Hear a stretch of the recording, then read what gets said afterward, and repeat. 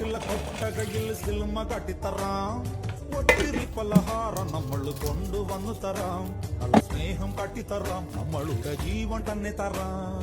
മധുര ലഡുവിൽ കാണും കൊണ്ട് മുന്തിരി പോലെ നിന്റെ സംഖ്യയിലും ഇല്ലേ കറി നമ്മളെ ഇഷ്ടം.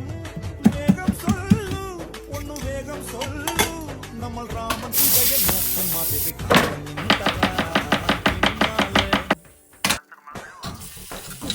പിന്നാലെ നടന്നതിൽ പിണങ്ങല്ലേ നീ കടക്കണ്ണാലെ എറിഞ്ഞതിൽ പിണങ്ങല്ലേ നീ.